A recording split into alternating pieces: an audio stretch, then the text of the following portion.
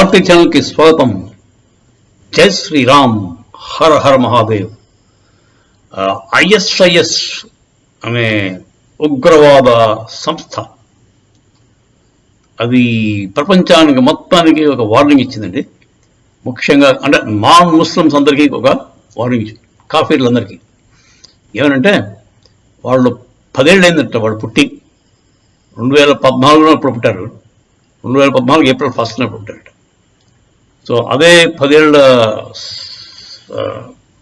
దిగ్విజయ యాత్రకి సంబరం చేసుకుంటూ వాళ్ళ పిలిపించారు.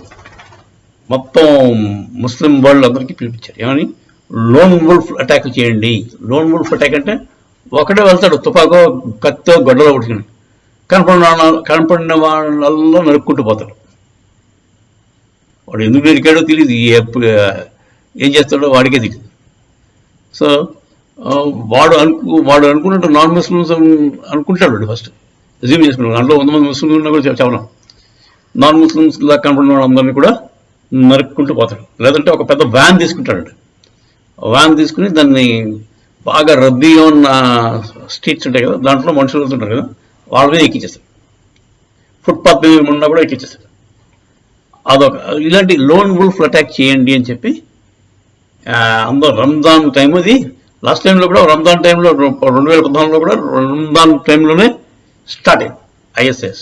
సో ఇప్పుడు రంజాన్ పుణ్య ఘడియలు వచ్చేసాయి, మీరు అర్జెంటుగా ఇలాంటి అటాకులు చేసి తరించండి అని చెప్పి వాళ్ళ భావజాలంగా వాళ్ళందరికీ అనౌన్స్ చేశారు. దానివల్ల కొంతమంది మూర్ఖులు ఎవరైనా ట్రై చేయడానికి అవకాశం ఉంది. సో పర్టికులర్గా వాళ్ళు ఇండియాకి కూడా వార్నింగ్ ఇచ్చాడు, ఇండియాకి అమెరికాకి. వాడు ఏమన్నాడంటే, రష్యా అంత పవర్ఫుల్ కంట్రీలోనే మేము అటాక్ చేయగలిగాం. రష్యన్ క్యాపిటల్ మాస్కో దగ్గర ఉన్న కాన్సర్ట్ హాల్లోకి వెళ్ళి పేలుళ్ళు చేసాం. సో మరి మీరెంత, ఇండియా ఎంత, అమెరికా ఎంత, రష్యా కంటే మీరు ఏమైనా పోటీలా అని ఛాలెంజ్ చేస్తున్నారు. సో వాళ్ళ ఉద్దేశం ఏంటంటే రేపు అనుకుంటారు వాళ్ళ యానివర్సరీ, ఆ టైంలో చెయ్యమని ప్రోత్సహిస్తారు.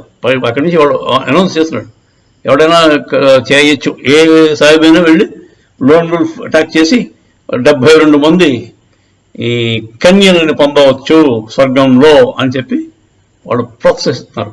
రంజాన్ టైంలో అలాంటి పనులు చేస్తే మంచి ఆ కన్యల్లోనే మంచి ఉత్తమమైన కన్యలు దొరుకుతారు వాళ్ళకి అని వాళ్ళ ఉద్దేశం. సో ఎంతమంది మన ఇండియన్ సోల్జర్స్ గెట్టాడు, వాళ్ళు ఇంకా ఆ తలుపు రాగానే వాళ్ళని పైకి పంపించేస్తారు సోల్జర్, వాళ్ళ 72 కన్యల దగ్గరికి. వాళ్ళు పెద్ద డ్యామేజ్ చేయలేరని నేను అనుకుంటున్నాను. చేసే లోపే, ఆ ఆలోచన వచ్చే లోపే వాళ్ళు స్వర్గానికి వెళ్ళిపోతారు పాపం. రేపు ఏం జరుగుతుందో చూద్దామండి. జై శ్రీరామ్.